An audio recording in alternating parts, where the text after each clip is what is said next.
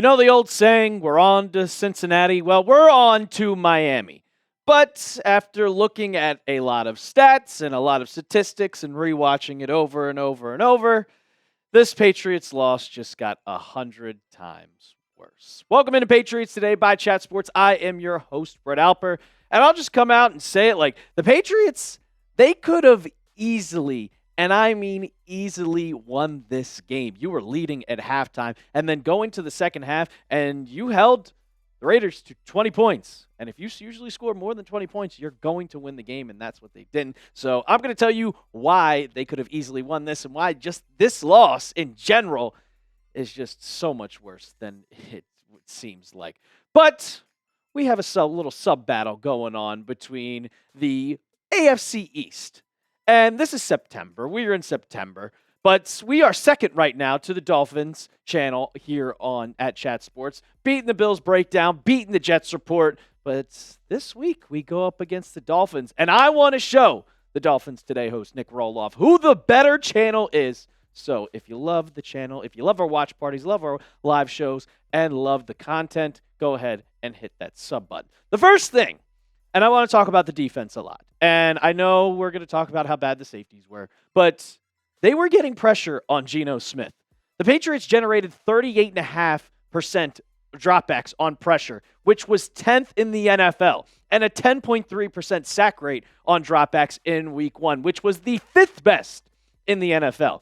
And it was also thanks to the guys on the inside, on the interior, Milton Williams and Christian Barmore. We didn't really talk a lot about Milton Williams, but he was quietly one of the best players on the field. Like, if you look at it was a career high for him in snaps. It was a career high for him in pressures. 7 of them. Over 20% pass rush win rate. And you see a bunch of QB hits, a tackle for loss, 2 run stuffs, and 4 tackles.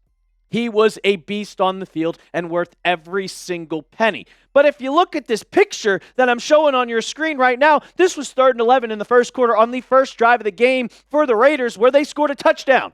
If you see number 97, he is dropping back into coverage, and so is Christian Barmore. So if he is getting pressure nonstop, and also Barmore was getting pressure on the quarterback. But if your best player who gets to the quarterback is dropping in coverage, why the hell are we doing that? Why the hell are we sending him into coverage? What are we doing? Because, hey, maybe if you had him blitz the quarterback, get pressure to Geno Smith, maybe he wouldn't have made a good throw to Trey Tucker for that touchdown. Maybe he wouldn't have. But Mike Vrabel, Terrell Williams, what the hell are we doing? Why are you sending your defensive tackles in drop coverage? Why are you blitzing Christian Ellis where he's on the edge? You can get interior linemen with the guys who that's what they're paid for to get to the quarterback. That was the first drive of the Raiders. First drive that they had, and you could have easily gotten to the quarterback, gotten pressure. And it just shows me yeah, they were getting pressure, but Geno still lit their ass up for 360 yards. It's unbelievable, man. It's unbelievable. You guys go and answer it for me down in the comments section, because rewatching the game, it really pissed me off. I didn't see it in real time, but then watching over the highlights, I noticed it, and I think everybody else on Twitter noticed it, and it's outrageous. Should Williams and Barmore be dropping into pass coverage? Give me a hell yes, or please give me a hell no. But another thing, you're dropping those guys into coverage? Well, the secondary was trash. The secondary was a true problem. Geno Smith was lighting it up all day long. And you look at his passing chart, and we'll go to Drake Maye's passing chart in a bit when we're talking about the Patriots offense. But overall, Geno Smith, he was all over the field, 24 for 34, 362 yards. Yeah, he threw an interception, which was a great play by Carlton Davis. But you can see there were no passes alongside the line of scrimmage, really. He was going to the middle of the field. He was going deep on the right side. Intermediate throws all over the place. So, and I said it, 10th best in the NFL for week one so far. We still have a game later today with the Vikings and Bears. But if you're getting 38% of the pressure on him, how the hell did Geno ball out so much? Well, because every wide receiver and tight end was just wide open. And that's a big problem. And it's Craig Woodson. Their PFF coverage grades were not good. Craig Woodson had the best one out of all of them, which I think he's going to be a great player, and that is one upside because he's going to develop. But Jaylinn Hawkins, 44.6, man, your safeties were terrible. Alex Austin taking in the place of Christian Gonzalez, 59.7. Carlton Davis, 56.3. And Marcus Jones, not good, man, 52.1. That is a major problem. And just because you're getting pressure on the quarterback, well, if Geno Smith just says, screw it, someone's down there, someone was open. You guys remember the play with Carlton Davis. Geno Smith just threw a bomb to Dante Thornton, and he just came under it because, well, what happened? No one was guarding him.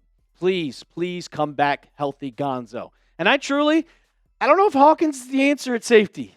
I don't know. If he's going to get better, I hope so. But right now, I'll say it. I'm probably going to say it for the next half of the year. Why the hell did you get rid of Jabril Peppers? It does not make any sense to me because there was no cap problems. There was, apparently, from what Mike Vrabel says, there was no locker room issues. There was no off-the-field issues. So what the hell? Tough loss, man, and all of this just makes it seem 100 times worse. We're going to get into even more, talking about the offense, but first, I got to tell you about the sponsor of today's show, and that is our friends over at PrizePicks. You and I make decisions every day, but on PrizePicks, being right can get you paid. Don't miss any of the excitement this season on PrizePicks, where it's good to be right. PrizePicks is simple to play. Just pick more or less on 2 to 6 player stat projections. If you get your picks right, you can cash in. PrizePicks is the best way to win cash this football season. Which players are going off? Which ones aren't? Make your picks in less than 60 seconds and turn your takes into cash all season long on PrizePicks. Download the app today and use code CLNS to get $50 in lineups after you play your first $5 lineup. That's code CLNS to get $50 in lineups after you play your first $5 lineup. PrizePicks, it's good to be right. So the offense, first half, it looked really good. And then the halftime adjustments came, and there was no real halftime adjustments. The offense was non-existent. Patriots could not move the ball down the field in the passing game. And we showed you Geno Smith's passing chart, and he was all over the field. Well, Drake Maye, you can see right there. 1, 2, 3, 4, 5, 6, 7, 8, 9, 10, 11, 12, 13. Like 14 of his 28 completions were within 10 yards. You have to at least throw the ball down the field, man. You got to throw the ball. You have Kayshon Boutte who can go deep. You have Matt Collins who can go deep. I mean, Stephon Diggs still has the speed. Why are we not throwing the ball down the field? You also brought in Kyle Williams who can run route like crazy. Like, this is all Josh McDaniels. And it was, look at all those throws behind the line of scrimmage, a ton. And then during the press conference earlier today, Mike Vrabel was asked if they think they're doing too much for Drake Maye, putting too much on his plate. And he said, I think that he wants to be at times perfect. And we need to get past that. We all have to get past that. If you make a mistake, it's the reaction that you have to the mistake that everybody sees. And then they're like, oh, well, that was a mistake. We have to clean our reactions up. Our responses have to be much better. And then getting into the flow because you see good timing and precision and accuracy, and then we see some other misses. Well, you should have been doing that in the first place.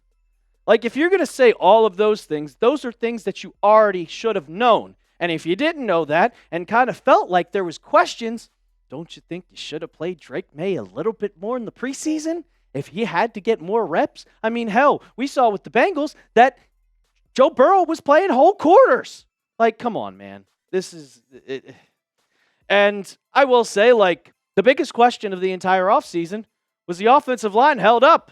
I thought everybody played remotely great. We saw Will Campbell play well until the end of the game. Garrett Bradbury, that was the biggest question, was how the center was going to be. Was he going to be okay? Or do we need to bring Ben Brown in? Well, his PFF grade was 85.9 when it came to pass protection. Jared Wilson, you got a little work, buddy. But Will Campbell, 72.6 is your first NFL game. I'm not complaining at all. Morgan Moses, you went up against Max Crosby. 52 is pretty solid. And Mike Onwenu, 73.7. Like, offensive line was fine. I had no complaints about it. Yeah, they were getting to pressure a little bit for Drake Maye, but also you were throwing such quick passes. And the times that he wasn't, kind of just stood back there and couldn't find anybody that was open. So that's another problem. But the biggest problem is there was no run game.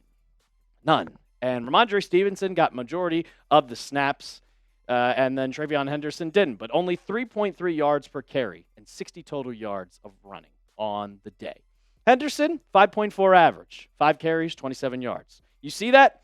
Why aren't you running the ball more? Because Ramondre Stevenson got 7 carries. So that was only 12 carries on the entire day. 7 carries for 15 yards, 2.1 average. And why is that? Well, because the offensive line pass blocked a lot better than they did run blocking, but also the Raiders kind of read every single play. They knew exactly what was coming because they saw what happened in the first half, and they completely changed in the second half, and the Patriots did not make any halftime adjustments. Who would you still have as your starter, though?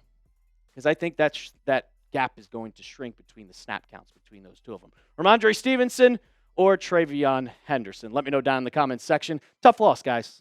Tough loss. And all these things, it's going to make me mad, but we got to go on to Miami. On to Miami next Sunday. We got you covered. And if you want to keep talking Patriots, if you want to let me know your thoughts, my DMs are open, so you can go and follow me on Twitter or hit me up on Instagram @TheRealAlper. And as always, let's go Pats.